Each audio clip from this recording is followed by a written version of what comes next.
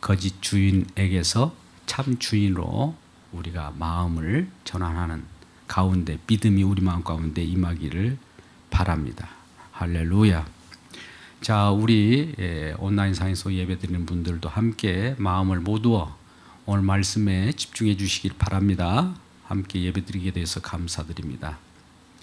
자, 오늘 특별히 거짓 주인에서 참 주인으로 이런 제목으로 우리가 함께 은혜를 나누게 되는데요. 우리의 삶의 주인이 지금 누구입니까? 라는 것을 첫 번째 물어봐야 됩니다. 오늘 말씀을 들을 때 내가 지금 살고 있는 나의 주인은 누구일까?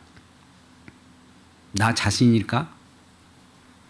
누구나 나 자신이 주인이 되었다는 것은 있을 수 없어요. 이 세상은 두 부류로 나누어집니다. 첫 번째, 사단의 조종을 받는 사단이 주인 되어서 살아가는 자가 있는가 하면 우리 주님이 되셔서 우리 주인 되셔서 주님의 인도함을 받고 살아가는 두 부류밖에 없어요. 그런데 우리는 내가 내 주인 된 것처럼 여겨지는 이 자체는 내가 주인이 아니라 사단의 조종을 받고 나를 주인으로 여기게 하는 그러한 속임수에 불과합니다. 내가 주인이라고 여긴 이 자체는 사단의 조종을 받고 있는 상태라 이 말이죠. 우리는 예수 그리스도를 주님으로 믿고 살아갑니다. 오늘날 특별히 오늘 사도행전 16장 31절 말씀, 주 예수를 믿으라 그리하면 너와 내 집이 구원을 받으리라. 이 말씀은 너무나 유명한 말씀입니다. 우리가 이 말씀을 그동안 많이 들어왔을 거예요. 주 예수를 믿으라 그리하면 너와 내 집이 구원을 받으리라. 예수를 믿으라. 그 앞에 주 예수를 믿으라고 되어 있어요. 그러면 우리는 이러한 말씀을 들을 때마다 예수가 우리의 주님이 되셔야 되는구나, 주인이 바뀌어야 되는구나를 알고 이 말씀을 드려야 되는 거예요. 우리는 흔히 전도할 때도 예수 믿으세요. 그러면 행복을 찾을 수 있습니다. 예수 믿으세요. 그러면 좋은 일이 일어납니다. 이렇게 쉽게 전도를 합니다만 그것은 쉬운 일이 아닙니다. 실질도 예수를 믿는다는 것은 주님이 바뀌는 일이에요. 그전엔 내가 내 인위적으로 내가 예수를 믿어도 내가 믿으려고 해요. 내가 주인 되어서 내가 주체가 되어서 예수도 내 마음대로 믿고 또 때에 따라서 상황이 여의치 않으면 예수를 또 믿지 않고 내가 주관되지 않습니까? 이것은 내가 주인 되어서 믿는 거예요. 이건 믿음이라고 하지 않습니다. 자기 최면에 빠진 거예요. 그러니까 믿음이 어디서 오는가를 분명히 아셔야 됩니다. 전적으로 내가 주인이 아니라는 것이 오직 예수님이 주인이라는 것을 고백할 때에 우리는 예수 믿는다고 그래요. 그래서 주 예수를 믿으라는 거예요. 예수를 믿으라. 이렇게 우리는 전도하면 많은 사람들이 예수 믿으면 무슨 좋은 일이 있어요? 예수 믿으면 밥을 줘요? 떡을 줘요? 돈을 줘요? 이렇게 물어본단 말이죠. 그 물어보는 자체가 뭐예요? 내가 주인 되어서 나의 유익, 내가 나 자신을 생각할 때 나오는 질문인 거죠. 그죠? 우리는 예수 믿으면 뭔가 좋은 일이 일어나고 예수 믿으면 나에게 무슨 유익이 일어날 것인가를 생각하고 예수를 믿으면 그것은 예수 믿는 것이 아니에요. 그래서 오늘날 그럼에도 불구하고 많은 교회들 어쩔 수 없이 그런 우리 인간들의 요구를 충족시키기 위하여 여러 프로그램을 많이 내놓습니다. 교회마저도 행복한 가정생활 세미나라든지 또 주일학교에서도 영어 교실 이런 걸 해서 유익을 주는 그러한 교회를 만들려고 그래요. 근데 그런 것은 바탕이 됩니다만 사실은 주 예수를 믿으라고 할 때 그 왜 예수 믿을 때 우리에게 무슨 이익을 가져다 주기 때문에 예수를 믿는 이 주체가 내가 예수를 믿어서 뭔가 얻으려고 하는 이것을 포기하게 만드는 그 믿음이 오게 되는 겁니다. 그 사실을 경험하는 내용이 오늘 내용에 나오는 본문이에요. 그러니까 쉽지 않는 겁니다. 사실은 믿는 것이 내 마음대로 될 것 같으면 누구든지 내 마음대로 믿고 쉽게 믿고 또 쉽게 믿은 만큼 쉽게 또 예수를 놔버려요. 그건 자기 믿음이죠. 그런 믿음은 귀신도 믿는 믿음입니다. 그래서 우리는 우리의 유익을 위하여 어떤 신을 찾아가는 거, 이거 종교꾼들이에요. 나의 어떤 행복을 위하여 주님을 찾아가는 거, 이것은 나의 유익을 위한 거예요. 그것은 내가 주인 되어 있단 말이죠. 이 부분을 한번 깊이 고민하시고 말씀을 들어야 됩니다. 오늘날 힘들고 어려울 때에, 일자리도 힘들 때 많은 젊은이들도 세상 속에서 방황을 하고 있습니다. 일자리가 없어서 방황하는 사람들도 있고 또 무엇을 해야 할지를 모르고 방황하는 사람들도 많이 있습니다. 어떤 젊은이가 사막을 거닐고 있었습니다. 사막과 같은 이 세상을 거닐고 있는 것 같죠. 근데 마침 요술램프를 발견하게 됩니다. 요술램프를 발견해서 보니까 아니나 다를까 그 전선에 나오는 알라딘 램프인 거예요. 그래서 그 램프를 문지르면서 한참 문지르고 있을 때 램프 속에서 요정이 나타납니다. 요정이 나타나서 주인님 무엇을 해드릴까요? 소원 한 가지는 분명히 완벽하게 해드립니다. 말씀해 보세요. 이렇게 젊은이에게 말을 합니다. 젊은이가 생각하다가 나에게 필요한 것이 뭘까? 나의 소원을 아려면 요정이 들어준다고 하니까 나에게 필요한 것이 뭘까? 나에게 유익한 건 뭘까? 오늘날 돈이 필요하지. 돈 아니야. 나는 젊은이니까 이제 결혼 정령에 들어서 여자가 필요하지. 아니 결혼하게 해달라고 할까? 이런 세 가지로 압축해서 그 요정에게 답변을 합니다.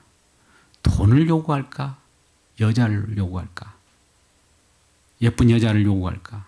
아니 결혼해야지 결혼.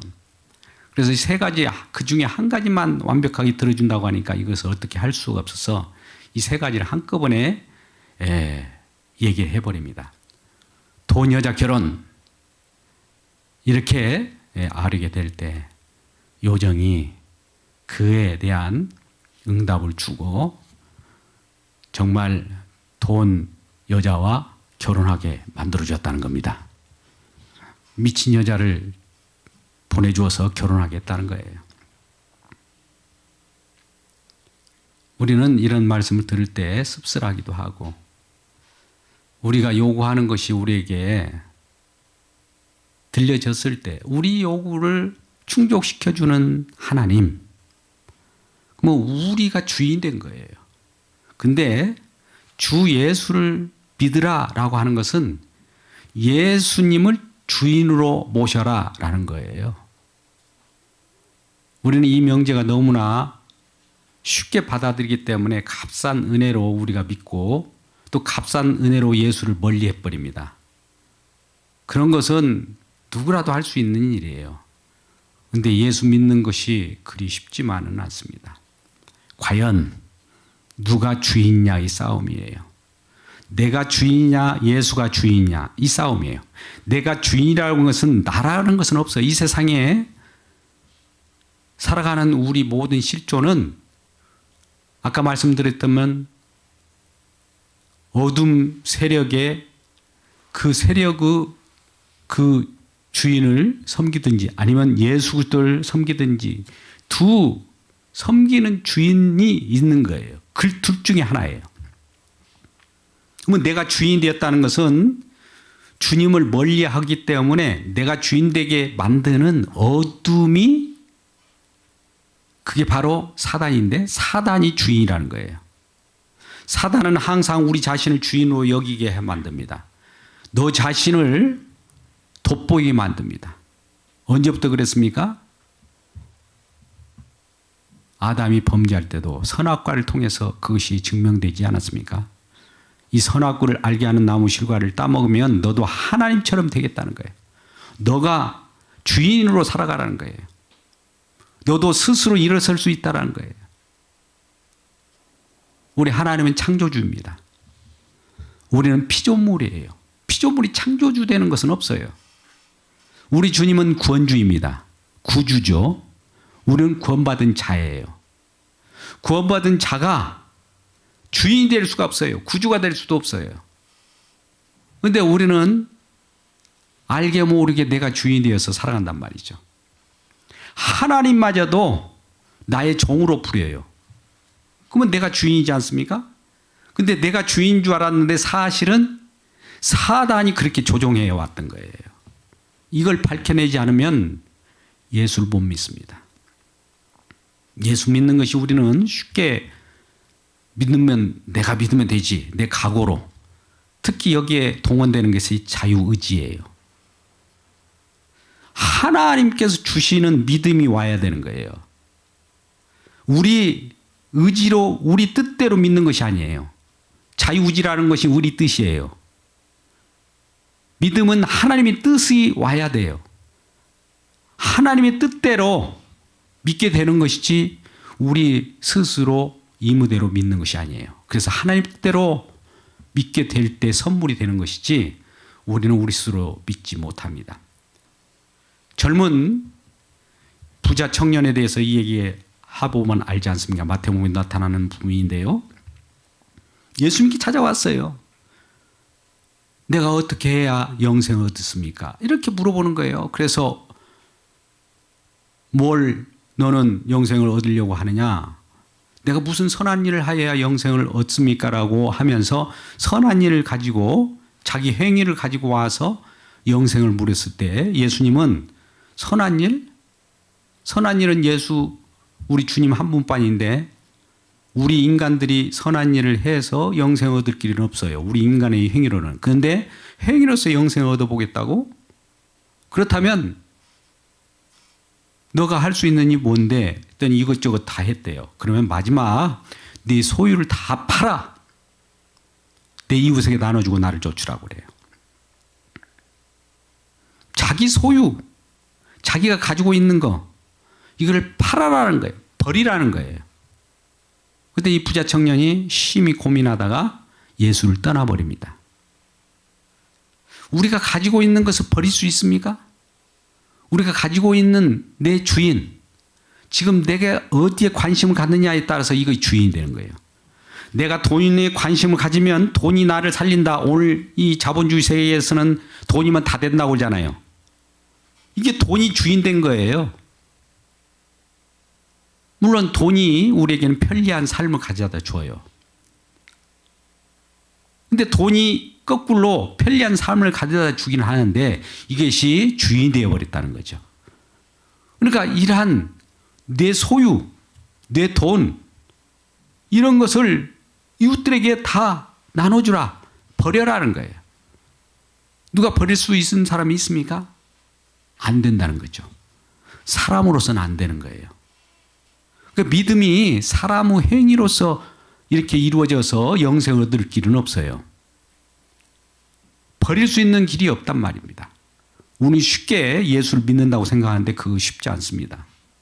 우리 스스로 우리 각오로 우리 결심으로 믿는 것이 아니에요. 우리의 소유를 놓을 사람은 아무도 없어요.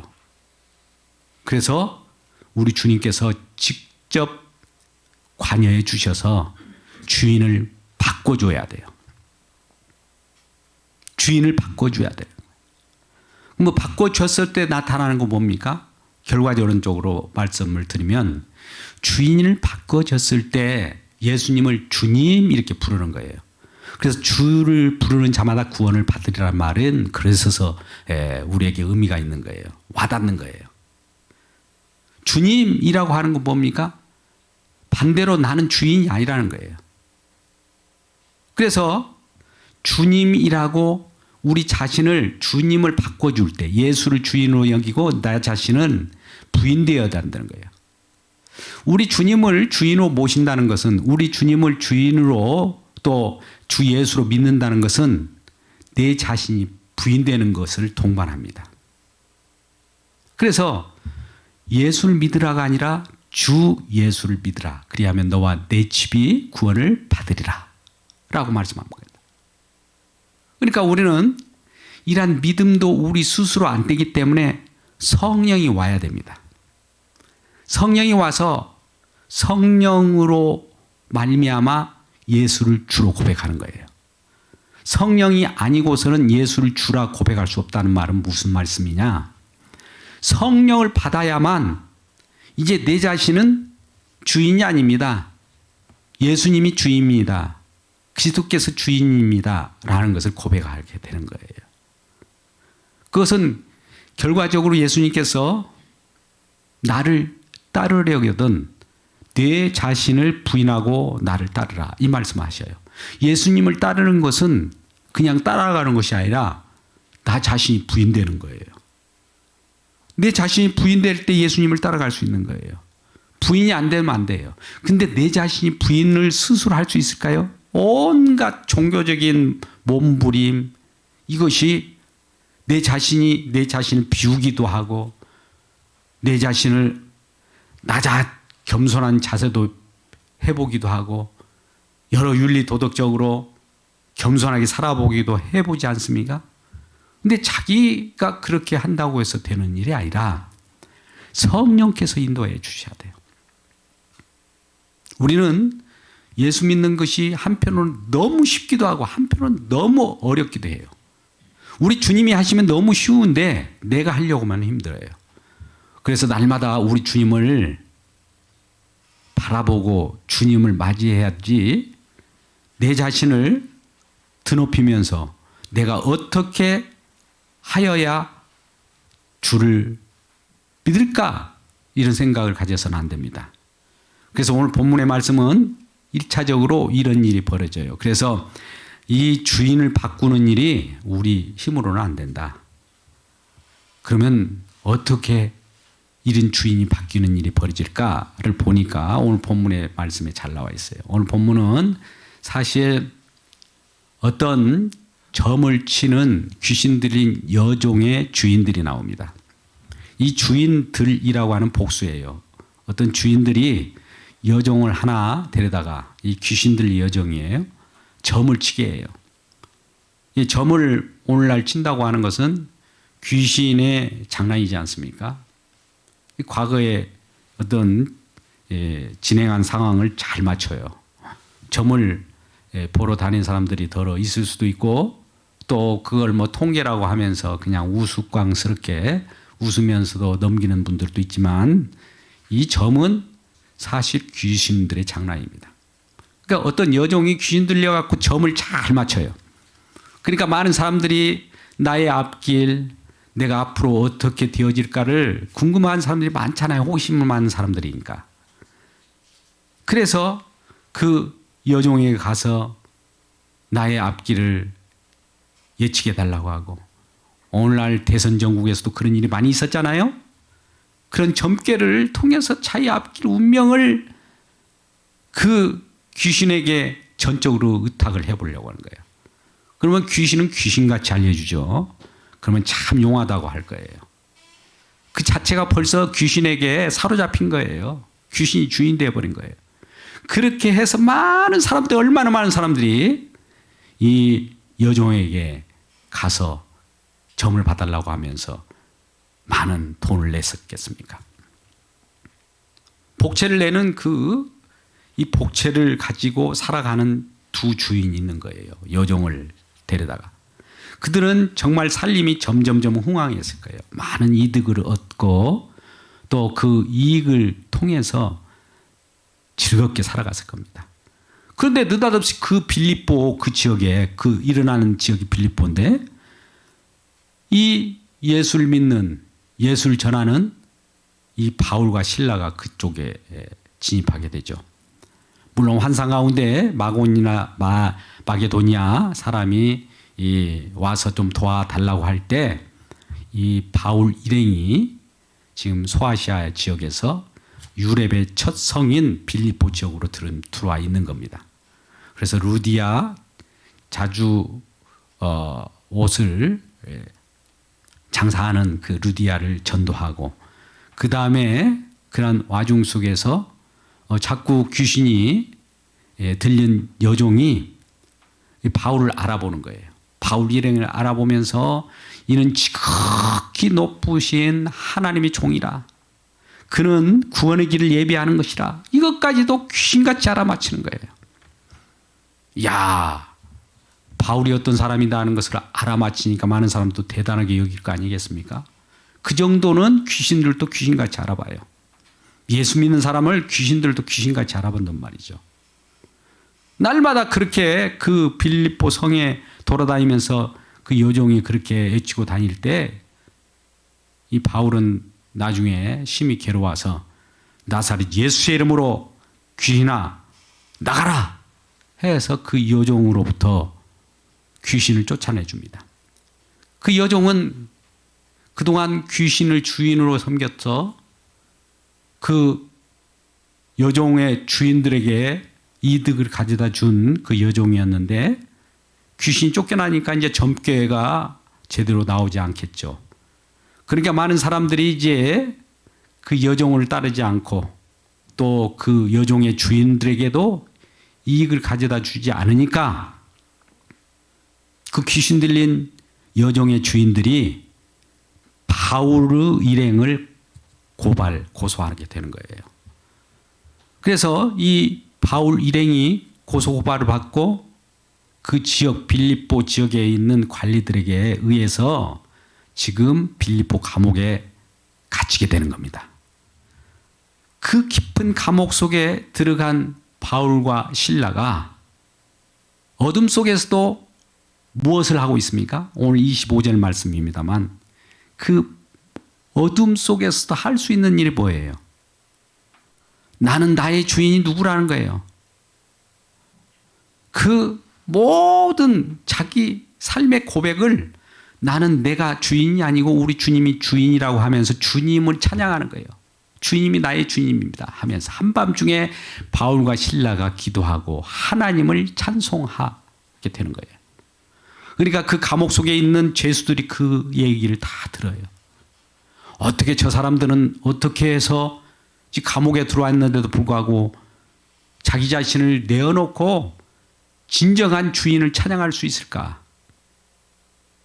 높은 산이 거친 들이 조막이나 궁궐이나 내 주 예수 모신 곳이 그 어디나 하늘나라 할렐루야 찬양하세 내 모든 죄 사함 받고 내 구주와 동행하니 그 어디나 하늘나라,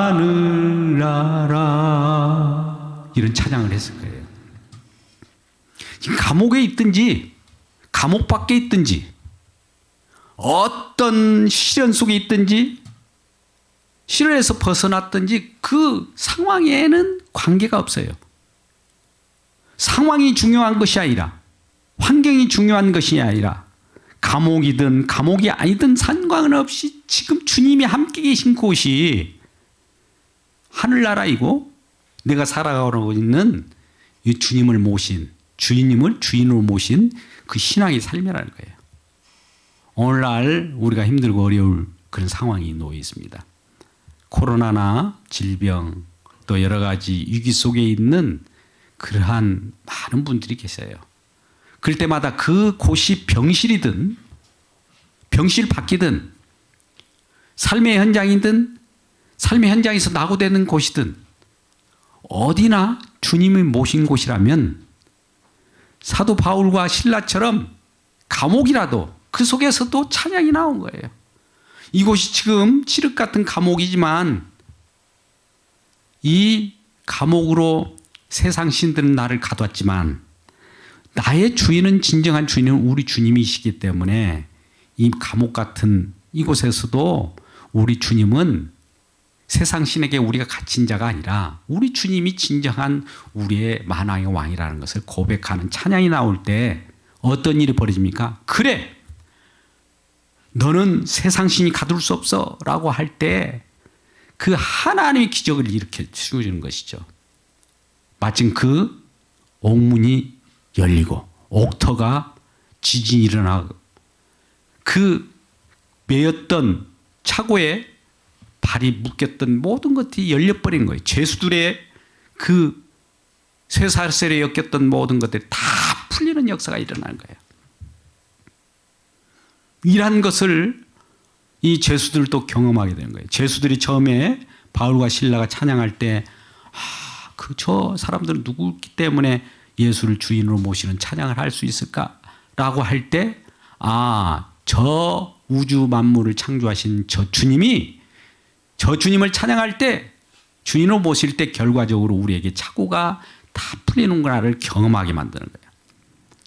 그럴 때 이제 잠에서 바짝 깼던 간수가 놀라게 되는 것이죠.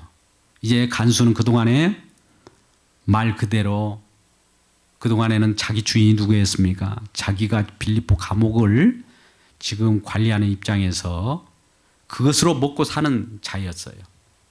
빌립보에는 많은 로마인들이 거주했던 로마의 식민지였기 때문에 그래도 부유하게 살아가는 자들이었어요. 로마인들이 많았어요. 그러니까 로마인으로서 그 간수도 먹고 마시는데 어려움이 없었는데 이제 딱 옥문이 열리고 이 모든 것들이 깨고 잠에서 깨보니까 이 정말 놀라운 일이 발생한 거예요. 그러니까 자기 삶이 지금 이제 다 무너져 버린 거죠. 이제 자기는 책임 추궁을 당해서 고문을 당하고 죽게 될 거예요. 자기 삶이 터전이 다 무너질 뿐만 아니라 자기 목숨마저도 위태롭게 돼요. 그러니 내가 내 스스로 자결해버려야 되겠다 라고 해서 자기 자신을 위해하려고 할 때 바울이 말리죠. 간수여, 해하지 말라.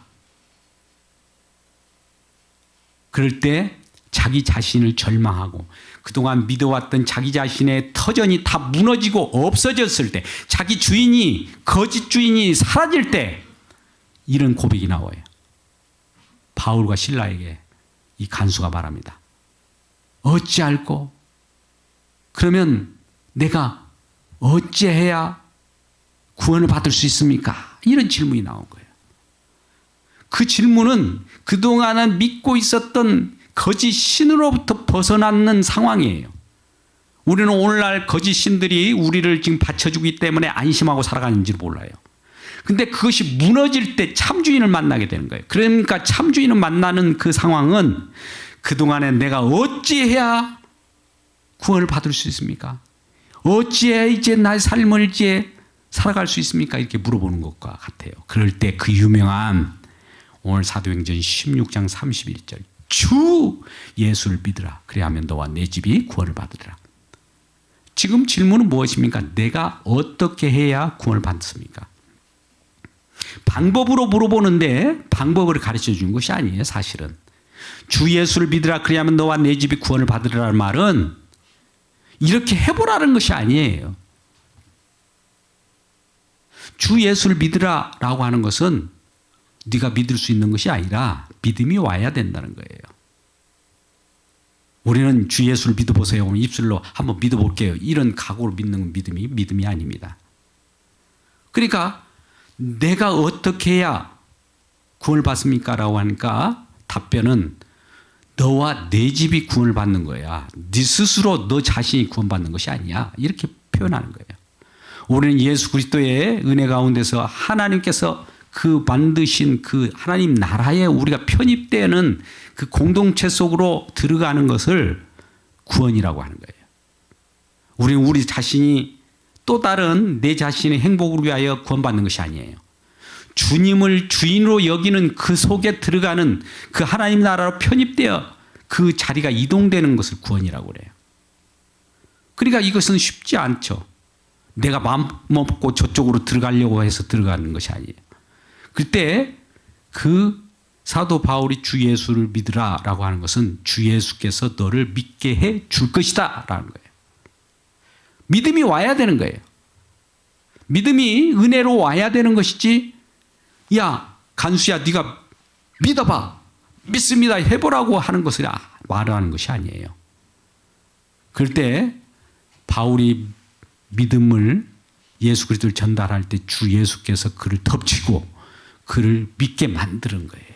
그럴 때 고백하는 것이 나오게 되는 것이죠. 그래서 그 가정과 간수의 가정이 구원받는 놀라운 일이 벌어진 겁니다. 자, 말씀을 요약합니다. 여기에서 주인이 바뀐 일이 벌어져요. 그동안에는 세상에 유익을 가져다 줬던 이 간수, 또 세상에 유익을 가져다 줬던 점을 치는 귀신 들린 여종의 주인들, 이 주인들이 누구였어요? 주인들의 주인은 어둠의 세력이에요. 사단 마귀예요. 사단 마귀들이 이 예수 그리스도를 증거하는 사울과 바울과 실라를 고소해서 감옥에 집어넣은 거예요. 그러니까 거짓 주인과 참 주인이 지금 싸우고 있는 거예요. 그 속에 바울과 실라가 있고 그 속에서 간수가 있는 겁니다. 그래서 거짓 신들을 섬겼던 그 자리에서 어찌할꼬 거짓 신들을 섬기는 그것이 무너질 때 참 주인이 자기에게 다가오고 참 주인을 맞아들일 때 진정한 구원이 임하게 되는 거예요. 그럴 때 주님이라는 고백을 받게 되고 그 가정과 간수뿐만 아니라 가정의 가정들이 세례를 받고 모두가 구원을 받게 될 뿐만 아니라 구원받은 증표로서 그 간수는 바울과 실라를 그동안 매로 치고 때렸던 그 상처 부위를 또 닦아주고 씻어주는 그런 섬김의 자리까지 오는 거예요. 그래서 온 그 가족들이 예수를 믿고 기뻐했다라고 하는 것이 오늘 본문의 말씀입니다. 우리 주인이 진정한 주인이 누구인가를 봐야 돼요. 아직도 거짓 신들이 나의 주인이 되었다면 내가 주인인 거예요. 근데 진정한 주인이 예수 그리스도라면 우리는 예수님께서 가신 그 삶을 오늘도 내 자신을 날마다 부인하고 주님이 주인입니다라고 고백하고 살아갈 때 내 자신이 절망할 때 우리 주님이 내 마음 가운데 오셔서 나의 주인으로서 진정한 우리 삶을 이끌어간다는 이 사실을 기억하고 주님을 모셔드리고 진정 주님께만 모든 것을 전적으로 의탁하며 살아갈 때 어려움도 다 거치고 매었던 모든 착오가 풀리며 우리 속에 있는 짓눌렸던 짐들이 다 벗어나는 자유를 얻을 줄 믿습니다. 이러한 자유를 가지고 참된 주인을 모시고 살아가는 우리 모두가 되기를 주님의 이름으로 축복합니다. 기도하겠습니다. 아버지 하나님,